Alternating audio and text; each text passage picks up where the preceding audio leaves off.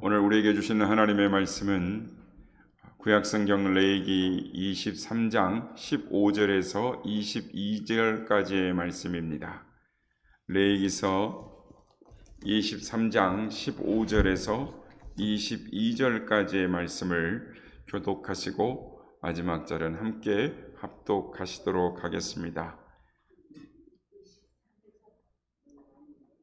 23장 15절에서 22절 말씀까지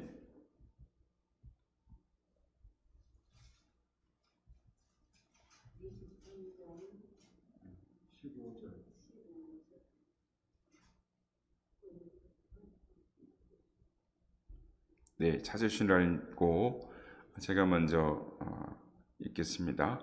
안식일 이튿날 곧 너희가 요제로 곡식단을 가져온 날부터 세어서 7 안식일의 수요를 채우고 안식일이 이튿날까지 합하여 50일을 계수하여 새 소제를 여호와께 드리되 너희의 초소에서 10분의 2 에바로 만든 떡 2개를 가져다가 흔들지니 이는 고운 가루에 누룩을 넣어서 구운 것이요 이는 첫 요제로 여호와께 드리는 것이며 너희는 이 떡과 함께 1년 된 흠없는 어린 양 7마리와 어린 수소 1마리와 순양 2마리를 드리되 이것들을 그 소제와 그 전제물과 함께 여호와께 드려서 번제로 삼을지니 이는 화제라 여호와께 향기로운 냄새며 또 순염소 하나로 속죄제를 드리며 1년 된 어린 양 순양 2마리를 화목제물로 드릴 것이며 제사장은 그 첫 이삭의 떡과 함께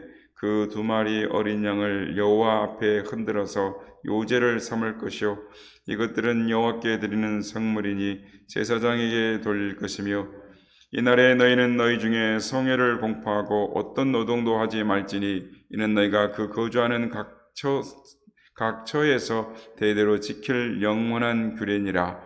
너희 땅의 곡물을 벨 때 반 모퉁이까지 다 베지 말며 떨어진 것을 줍지 말고 그것을 가난한 자와 거류민을 위하여 남겨두라.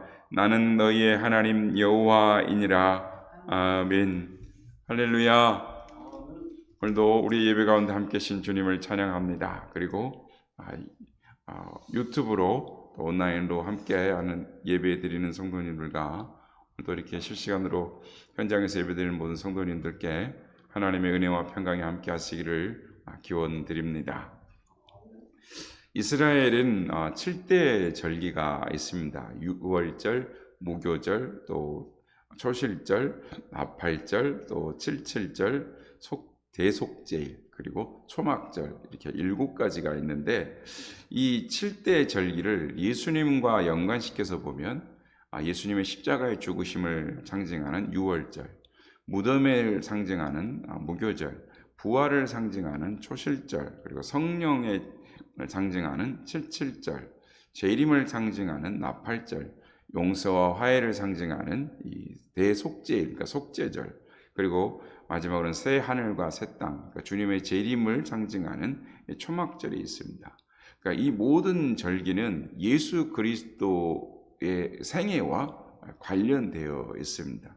어떤 분들은 이 구약의 절기가 지금 우리의 시대와 무슨 상관이 있느냐라고 반문하시는 분도 계시고, 이스라엘의 절기가 오늘날 살아가는 우리하고는 무슨 관계가 있느냐, 지켜야 될 필요가 있느냐, 이렇게 의문을 갖는 분들이 있습니다. 하지만 성경에 나타난 이 모든 절기는 우리의 신앙과 절대적인 관계가 있고 또 우리 신앙의 노선에 지침이 될 뿐만 아니라 믿음의 근본이 되기 때문에 성경 말씀의 정신과 사상은 반드시 지켜져야 하는 것입니다. 오늘 본문은 이 77절, 즉 맥추절에 대한 본문입니다. 맥추절은 이 밀과 이 보리를 추수해서 하나님께 바치는 절기인데 별명이 또 있습니다. 6월절이 지난 후에 50일째 드리는다고 해서 오순절이라고도 하고, 또 7일이 7번을 지났다고 해서 77절이다라고도 말을 합니다. 그래서 구약 성경에는 오순절이라는 말이 안 나와 있는데 신약에는 이 오순절이라고 사도행전에 나오죠. 오늘 시간에는 이 성경에 나타난 즉 맥주 감사절은 어떤 것인가?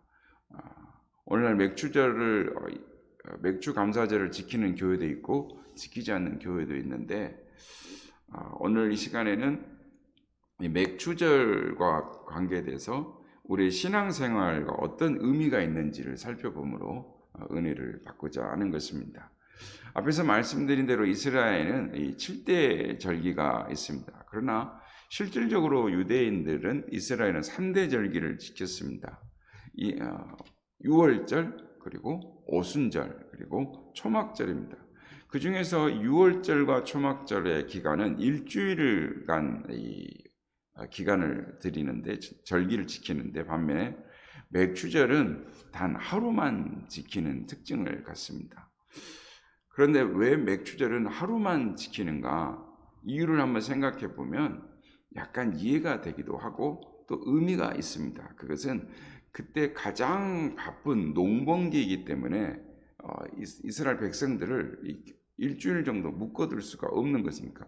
하나님 앞에 예배드리러 그대로 있을 수가 없는 거죠. 그래서 농번기이기 때문에 나가서 일을 하라는 것 생각이 들기도 하고 또 이 맥주 감사절은 이 감사하는 거기 때문에 감사라는 것은 매일매일 해야 하는 것이다 라는 영적인 의미가 있다라고 볼 수 있습니다. 성경에는 이런 기록이 없지만 어디까지나 우리의 추측인데 농번기일 때 잡아둘 수가 없어서 그렇게 한 것이 아닌가 우리는 생각할 수 있습니다. 그런데 맥주절은 이 한 해의 달력의 원력으로 보면 딱 중간에 위치한다라고 볼 수 있습니다. 그래서 맥주절은 신앙적인 의미로 보면 한 해의 상반기를 지켜주신 하나님께 감사를 드리고 예배를 드리는, 그래서 상반기를 하나님 은혜 가운데 지켜주셨으니 하반기도 하나님 은혜로 지켜주실 줄 믿습니다 하고 하나님 앞에 감사를 드리는 것입니다. 그래서 성도 여러분, 우리가 사는 것은 전적인 하나님의 은혜인 것입니다. 우리의 신앙의 연조가 깊어지고 신앙이 성숙해질수록 깨닫게 되는 것은 우리는 하나님의 은혜가 아니면 한시도 살아갈 수 없다라는 것을 깨닫게 된다라는 것입니다. 그저 하나님의 은혜로 살아간다, 감사할 수밖에 없다라는 걸 깨닫습니다. 그래서 하늘을 두루마리 삼고 바다를 먹물 삼아도 하나님의 은혜를 측량할 수 없고 다 기록할 수 없다라고 우리는 고백하게 되는 것입니다. 그런데 문제는 그렇게 우리가 하나님 앞에 이렇게 은혜를 많이 받았음에도 불구하고 우리는 기회가 되면 불평이라는 집을 짓고 원망이라는 옷을 입고 불만이라는 음식을 먹고 산다라는 데에 있습니다. 아무튼 오늘 본문에 나와 있는 맥주절에 숨겨진 이 감사의 의미는 무엇일까요? 오늘 본문 16절 말씀입니다. 일곱 안식일 이튿날까지 합심하여 이튿날까지 합하여 50일을 계수하여 새 소제를 여호와께 드리되라고 말씀합니다. 맥주절 감사의 제사를 드릴 때 하나님께 새 소제를 드리라라고 말씀합니다. 소제는 하나님께 곡물로 감사의 제사를 드리는 것을 소제라고 하는데, 물론 어떤 제사든지 감사가 없는 제사가 없습니다만 특별히 소제라는 제사는 이 감사가 생명인 것입니다. 하나님은 감사의 제사인 소제를, 그러니까 먼저 드리라. 오늘 우리가 본문을 말씀을 교독했습니다마는 거기에는 번제도 있고 또 수양과 양을 잡는 속죄제도 있습니다. 맥주절에 드리는데 맥주절에 제일 먼저 왜 감사 제사인 소제를 먼저 드리라라고 했을까요? 감사는 하나님의 복을 받을 수 있는 기회이기 때문입니다. 시편 50편 23절에 보면 감사로 제사를 드리는 자가 나를 영화롭게 하나니 그 행위를 옳게 하는 자에게 내가 하나님의 구원을 보이리라 라고 말씀을 합니다. 감사로 제사를 드리는 것이 하나님을 영화롭게 하신다라고 말씀합니다. 성도 여러분, 우리가 하나님께 감사하는 것, 하나님께 감사하는 그것은 하나님을 가장 존귀히 여기고 하나님을 가장 영광스럽게 하는 거다라는 것입니다. 감사보다 하나님을 더 영화롭게 하는 일이 없다라고 말씀합니다. 여러분, 예를 들어 불평하면서 잘해주고 불만 갖고 잘하는 척 하는 것은 상대방을 조롱하는 것과 마찬가지입니다. 무엇보다도 감사하는 것이 최고입니다. 우리가 하나님께 감사하는 것, 그것은 우리의 하나님을 향한 가장 영광스럽고 영화로운 신앙의 고백이고 행위인 것입니다. 그리고 무엇보다도 감사는 우리가 하나님께 드릴 수 있는 최고의 옳은 행실인 것입니다.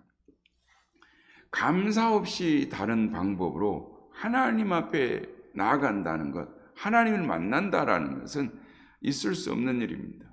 아주 잘못된 행실인 것이죠.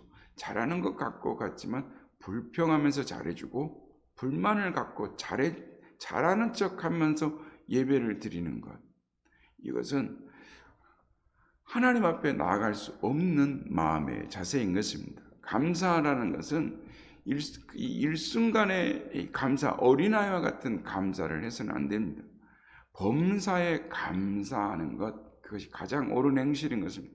살다 보면 이런 일을 겪을 수도 있고 저런 일을 겪을 수도 있습니다. 그리고 나만에게만 이런 일이 있는 것도 아닙니다.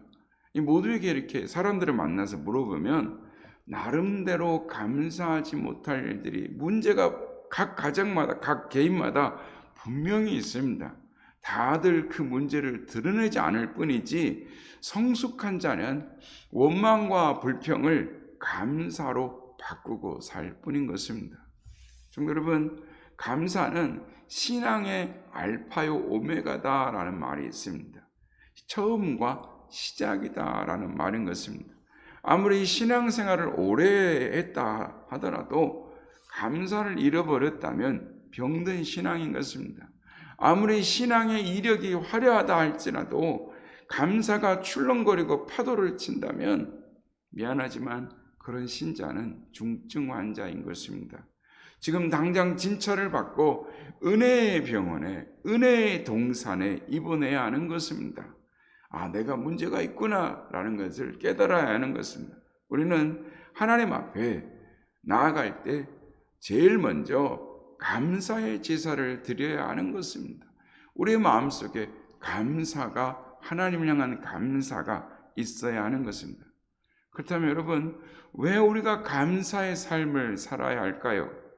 왜 하나님은 감사의 행위를 옳게 하는 자에게 내가 구원을 보이리라, 감사의 행위를 옳게 하는 행위로 보시는 것일까요?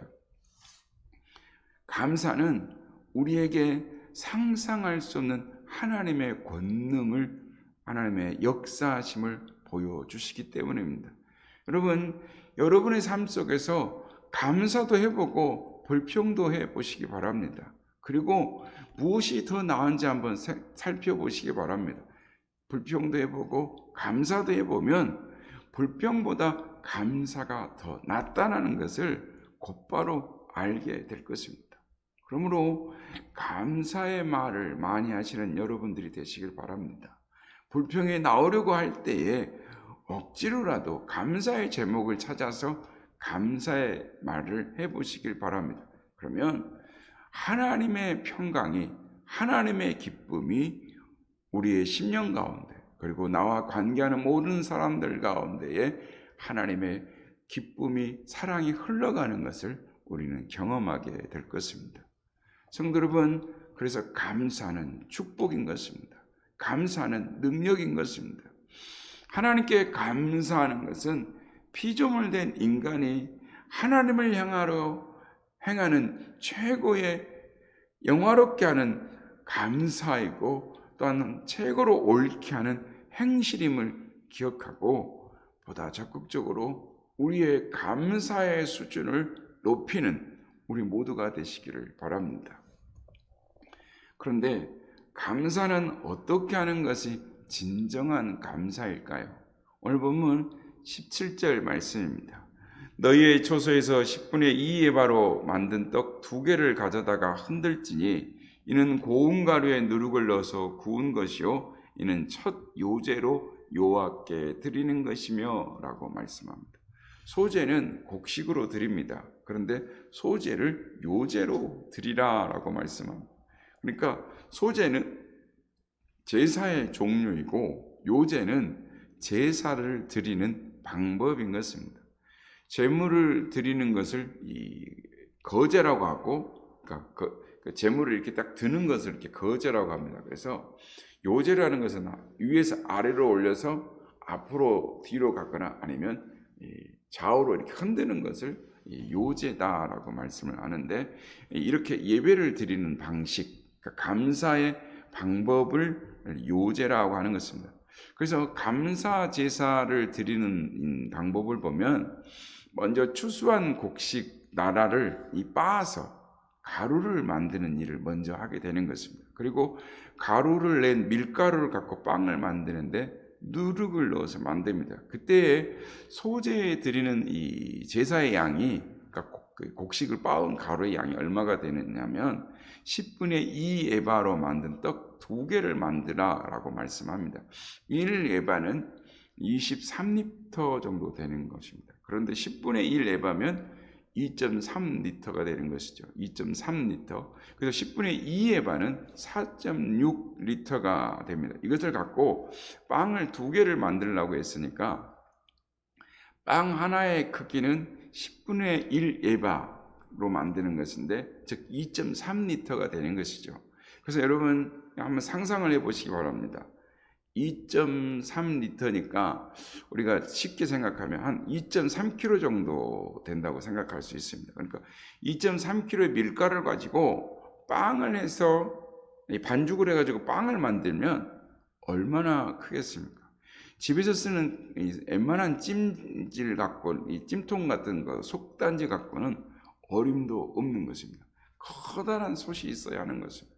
그리고 이 곡식가루에 물을 부으면, 이 가루에 부으면 보통 몇 배나 부풀지 않겠습니까?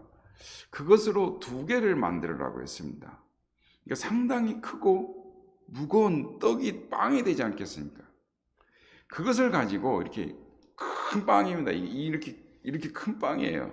성경에는 그렇게 10분의 2 에바, 그러니까 우리가 상상이 안 됩니다만은, 실감이 안 납니다만은, 이 빵이 이렇게 큰 빵입니다. 떡이에요. 떡, 무거운 떡이죠. 4.6kg 정도 된다고 생각하면, 이 빵, 밀가루 만든 빵을 갖고 이렇게 흔드는 거거든요. 이렇게. 이 무거운 떡을 갖고 흔든다는 것은 쉬운 일이 아니었을 것입니다. 이것은 우리가 어떻게 감사해야 하는가를 단정적으로 가르쳐주는 일이기도 한 것입니다. 또한 곡식을 빻아서 가루로 만들라라고 하십니다. 왜 곡식을 빻아서 가루를 만들라고 하시는 것일까요? 이것은 우리 안에 곱지 않은 마음들을 고운 가루처럼 만들지 않으면 절대 감사를 할 수 없다라는 것입니다. 여러분, 감사는 고운 마음인 것입니다. 마음이 비단결같이 곱지 못하면 범사 감사가 힘든 것입니다. 마음이 모래 같으면, 모래같이 곱지 않는 정도가 되면, 이것이 섞여 있으면 절대 감사가 아니라 울퉁불퉁 감사만 나오는 것입니다. 좋을 때는 할렐루야라고 감사가 나오지만, 모래 같으면 모래같이 조그만한 이물질이 섞여 있어도 금방 울퉁불퉁 불평불만을 하고 마는 것입니다. 그러므로 우리 안에 있는 곱지 못한 이 마음, 이물질의 마음을 곱게 갈아야 하는 것입니다. 마치 곡식을 고운 가루로 갈듯이 우리의 마음을 고운 마음으로 갈아야 하는 것입니다. 밀가루를 빻을 때 맛있는 빵을 만들려면 아주 가늘게 곱게 갈아야 하는 것입니다. 그렇습니다. 우리들의 마음을 곱게 빻으면 빻을수록 맛있는 빵, 맛있는 인생을 만들게 되는 것입니다. 성도 여러분, 맛있는 인생은 감사하는 인생인 것입니다. 감사가 메마르는 인생은 건조한 인생입니다. 건조한 인생은 자신은 물론이거니와 주변의 모든 이들을 삭막하게 만드는 것입니다. 성경은 감사하되 범사에 감사라고 말씀합니다. 범사에 감사는 때와 상황과 형편과 상관없는 감사를 말하는 것입니다. 한 번쯤 들어보셨을 것입니다. 영국의 신학자요 유명한 성서학자인 매튜 헨리 목사님의 이야기입니다. 매튜 헨리 목사님이 어느 날 길을 가다가 강도를 만나서 돈 지갑을 뺏기고 두들겨 맞았습니다.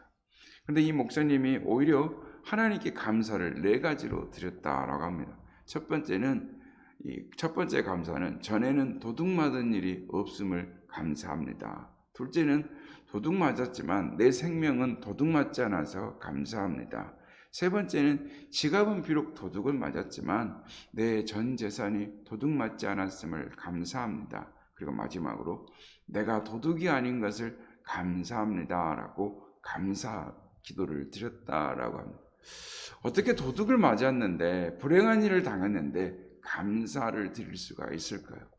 사람들은 그런 사람을 보고 아마 미쳤다라고 말했을 것입니다. 그러나 마음을 하나님 앞에 굳게 갈면 감사할 수 있는 것입니다. 고운 곡식가루를 빻은 것처럼 우리의 마음을 곱게 갈 때 감사할 수 있습니다. 사랑하는 여러분, 나달 그대로인 이 밀을 갖고는 빵을 만들 수가 없습니다. 밀을 부수어뜨려서 빻아가 밀가루를 만들어야 맛있는 빵을 만들 수 있습니다. 이처럼 우리의 삶과 마음을 주의 말씀 앞에, 주님의 십자가 앞에 부복하여 나를 부인하고 나의 십자가를 지고 주님을 바라보며 나아갈 때, 우리의 삶과 마음을 부수고 잘게 빻을 때, 많은 감사로 하나님 앞에 드릴 때 그 인생은 참으로 맛있는 인생, 그런 삶의 제사를 하나님께 기쁘게 받으실 줄로 믿습니다. 우리는 오늘 감사의 삶에 대해서 우리가 살펴보았습니다. 오늘 하루만이라도 하나님 앞에 감사를 많이 드리는 우리가 되길 원합니다. 하루에 3가지 정도만 감사의 제목을 가지고 하나님 앞에 감사의 기도를 드릴 때 우리의 삶이 변화되고 또 하나님을 영화롭게 하는, 그리고 모든 사람들에게 하나님의 생명을, 사랑을 전하는 맛있는 인생, 하나님께 예배로 받아들여지는 거룩한 삶을 드리는 우리 오늘 하루의 삶이 다 되시기를 예수님의 이름으로 축복합니다.